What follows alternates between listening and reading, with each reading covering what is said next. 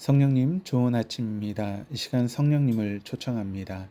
오늘도 내 안에 오셔서 하나님을 기쁘시게 드릴 것을 소원하게 해주세요. 오늘 말씀을 통해 구체적으로 무엇을 해야 할지를 깨닫게 해주세요. 깨달은 것을 삶 속에서 실천할 수 있도록 도와주세요. 아멘.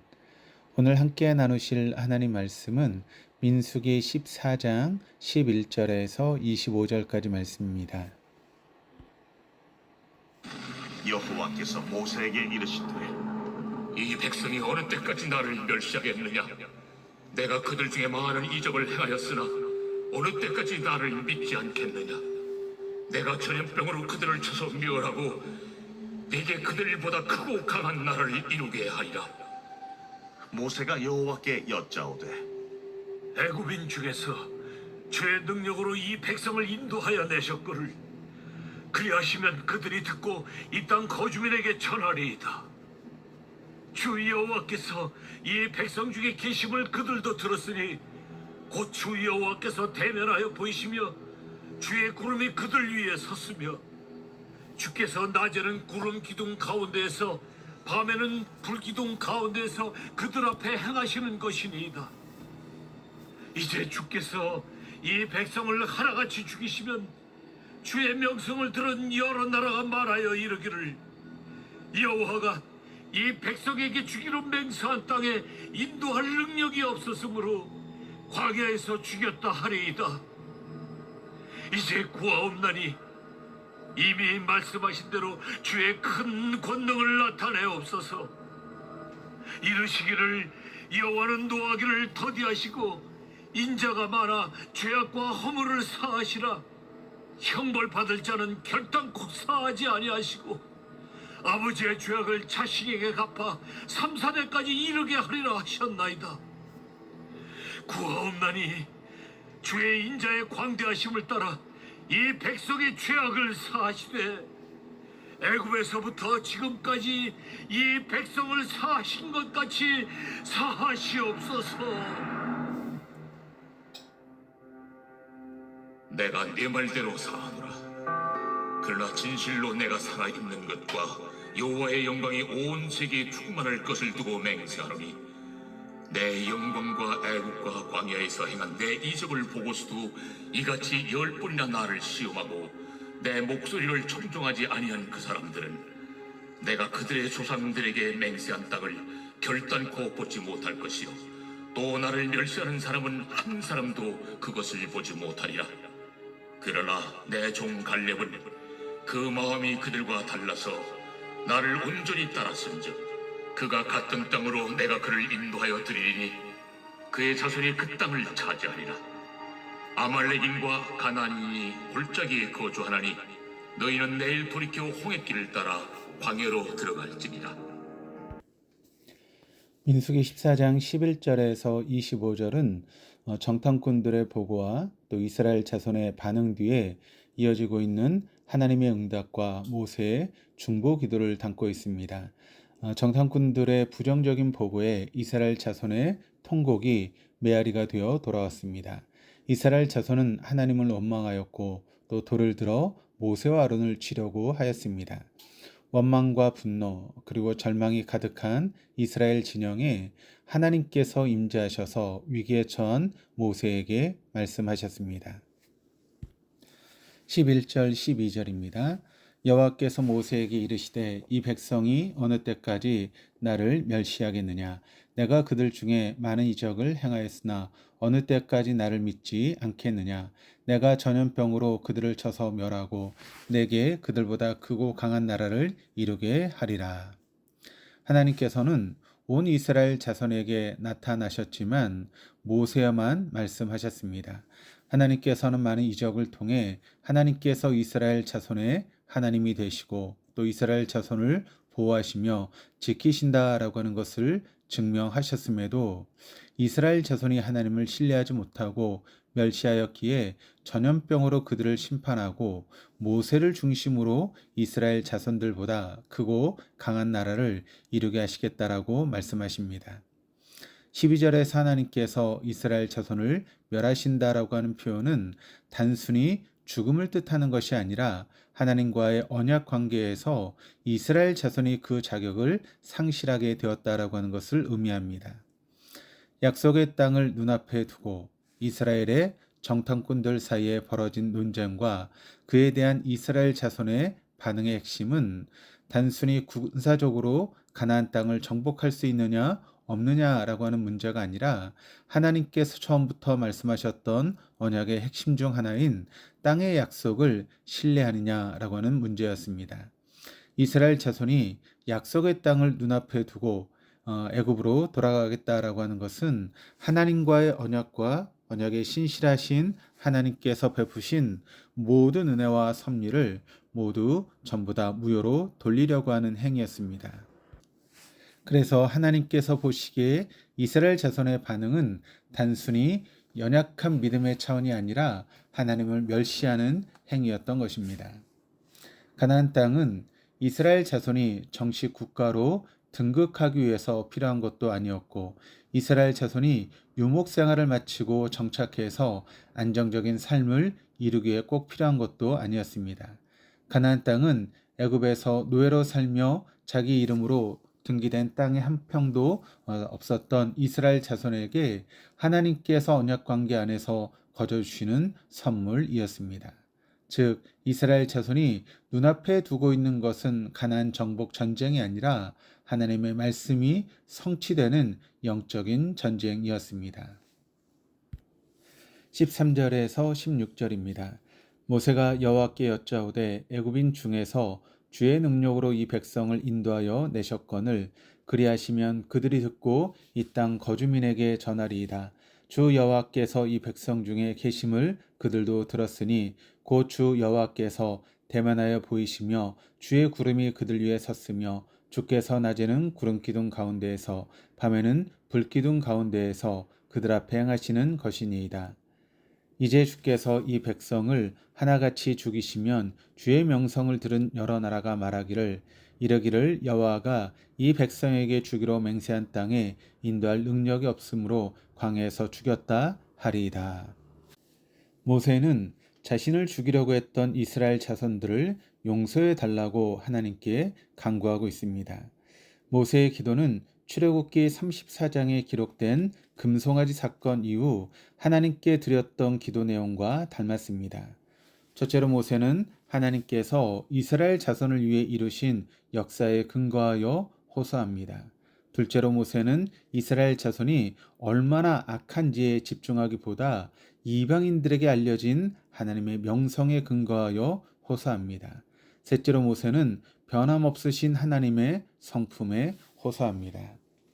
모세가 하나님 앞에 엎드려 이스라엘 자손이 지은 죄에 대하여 용서를 구할 수 있는 근거는 이스라엘 자손이 다시는 죄를 짓지 않겠다라고 확고한 결단과 그것을 실행할 수 있는 능력이 있어서가 아니라 이집트의 노예로 살아가며 아무런 소망이 없던 이스라엘 자손을 먼저 찾아와 건져주신 하나님의 역사와 성품에 있습니다. 17절에서 19절입니다. 이제 구하옵나니 이미 말씀하신 대로 주의 권능을 나타내옵소서.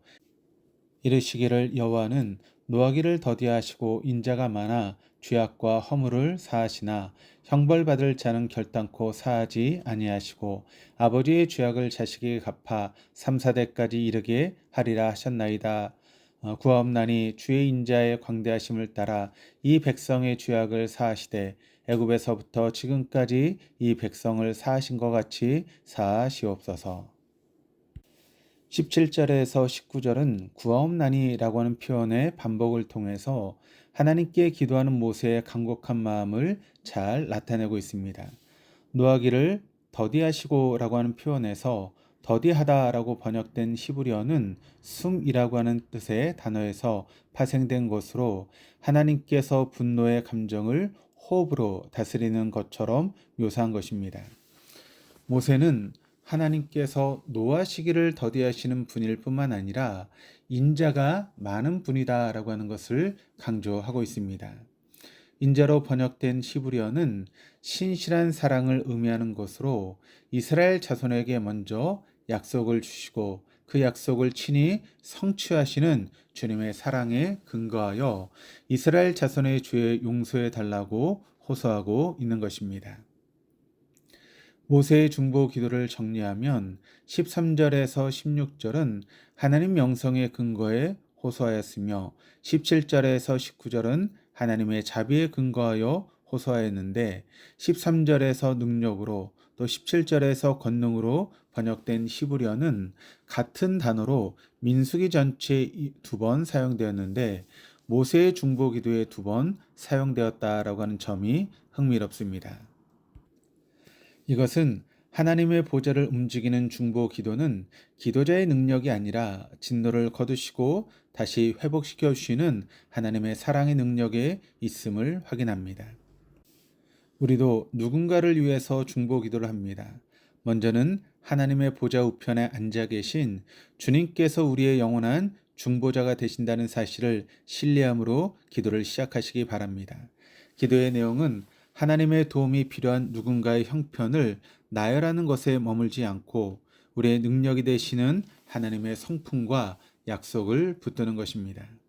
중보 기도의 성패가 기도자의 능력에 달려 있다면 우리는 하나님께 기도를 드리면서도 불안할 수 있지만 하나님의 약속의 말씀과 성품에 근거한 중보 기도는 언제나 우리에게 소망과 확신을 줍니다.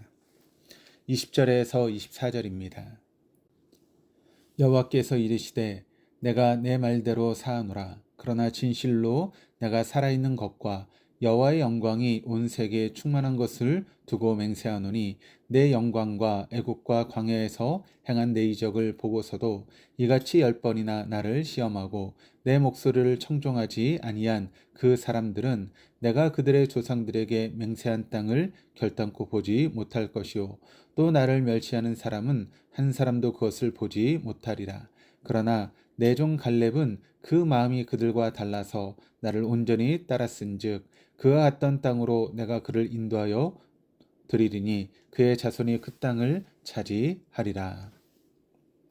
하나님께서는 모세에게 이스라엘 자손의 죄를 용서하시겠다라고 말씀하셨습니다. 그러나 하나님의 용서에는 유보사항이 있습니다.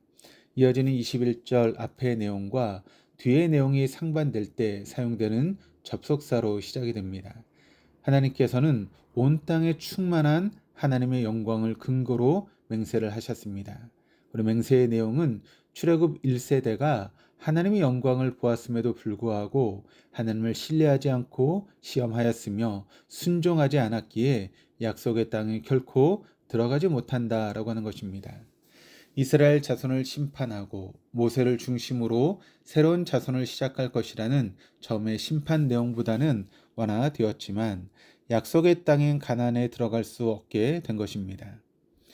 출애굽 1세대 중에는 오직 가나안 정탐 후 약속의 말씀에 근거해 보고했던 갈렙과 여호수아만 들어가게 될 것이며 마지막으로 하나님께서는 모세에게 내일 이스라엘 자손을 인도하여 광야로 들어갈 것을 지시하셨습니다. 마지막 25절입니다. 아말렉인과 가나안인이 골짜기에 거주하나니 너희는 내일 돌이켜 홍해길을 따라 광야로 들어갈지니라. 하나님께서는 이스라엘 자손이 두려워하는 아말렉인들과 가나안인들을 피해서 홍해길을 따라 갈 것을 말씀하셨습니다. 홍해길은 신광야에서 남동쪽에 위치한 에시온 게벨로 향하는 길입니다. 이스라엘 자손이 두려워하는 전쟁은 피할 수 있도록 배려해 주신 것이지만 사실 이스라엘 자손이 믿음으로 나아갔다면 하나님께서는 승리를 안겨 주셨을 것입니다. 믿음으로 담대히 행동하지 못한 이스라엘 자손은 당장의 두려움을 피하는 것으로 만족했습니다. 믿음은 두려운 감정을 극복하고 하나님 앞으로 나아가 하나님께서 이끄시는 모험을 시작하게 하는 힘입니다. 이 땅을 목적으로 삼지 않고 하나님을 목적 삼아 이 땅 위에서 하나님 나라를 살아가는 사람들에게는 매일의 일상이 주님과 함께하는 모험입니다. 가나안과의 전쟁이라고 하는 큰 모험을 치르기에 앞서 이스라엘 자손은 다시 광야로 들어가 하나님과 동행하는 훈련을 받게 되었습니다. 하나님의 백성다운 삶을 위해 훈련이 필요했기 때문입니다. 12명의 정탐꾼이 동일한 조건에서 가나안 땅을 정탐하였지만 그 보고 내용은 달랐던 것처럼 주님의 12명의 제자들이 이름도 부르심도 같았지만 그 삶의 결과가 달랐던 것처럼 우리 모두는 주님의 제자로 그리스도인으로 살아가지만 각자 전혀 다른 삶을 살고 있는 것은 아닌지 돌아봅니다. 바라기는 우리 모두가 눈을 들어 하나님을 목적 삼고 살아감으로 주님의 제자와 그리스도인이라고 하는 이름에 합당한 삶을 이루기를 원합니다. 기도하시겠습니다. 하나님 아버지, 오늘 말씀을 통해서 우리를 향하신 주님의 자비와 사랑을 깨닫게 하시니 감사합니다. 우리는 분명한 하나님의 약속의 말씀을 받고서도 세상 앞에서 주저하며 믿음으로 살아내지 못할 때가 있지만 주님은 언제나 우리에게 신실하셔서 마침내 주님의 약속이 우리의 삶에 성취되는 것을 신뢰합니다. 오늘 하루도 주님의 제자로 그리스도인으로 그 이름에 합당한 삶을 이룰 수 있도록 인도하여 주시옵소서. 감사드리며 예수 그리스도 이름으로 기도드립니다. 아멘.